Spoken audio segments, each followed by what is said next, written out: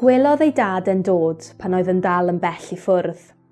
Roedd ei dad wedi cynhyrfu a rhedodd at ei fab a'i gofleidio a'i gusanu. Ydy o fel bod mewn ciosg ffôn a hymian insain y dôn yn picellu dy glist.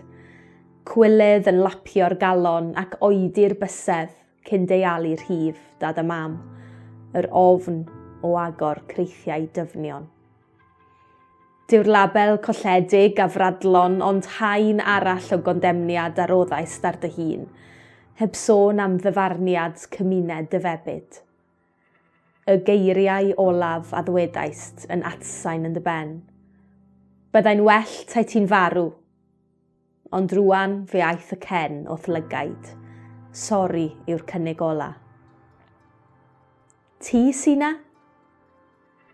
Mae'r llawenydd yn lanw o gariad lawr y lein.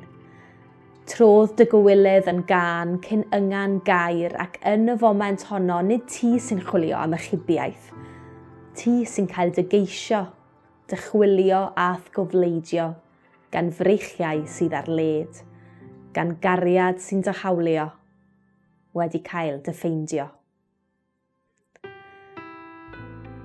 Ond yma hwn yn dod adre, y mab yma sydd gen ti, yr un sydd wedi gwastraffu dy arian di gyd ar buteiniaid. O, mae'n rhaid i ti ladd y llo sydd wedi besgu i hwn. Ydy o fel clywed am barti mawr i chwaer dwi ti heb weld ers cyn lockdown? Yr un sy'n byw'n bell i ffwrdd, sy'n just i gorfod chwarae quiz ar Zoom heb wybod am bwysau gofalu am rieni ar ben popeth arall. Ond hi sy'n cael y parti, nid ti a'r llethfa a'r oesais sy'n heiddi cael ei glodfori. Na, byddi'n claddu dy gyntharedd mewn haenau o dreifl. Bydd ei can yn porthi dy wewyr, a bydd hi'n aros allan i brofi pwynt, yr erfyn eith gael di'r parti, a gorfoledd ei ystyr. Roedd rhaid i ni ddathlu, roedd y frawd wedi marw, ond mae wedi dod yn ôl yn fyw. Roedd e ar goll, ond i ni wedi gael yn ôl.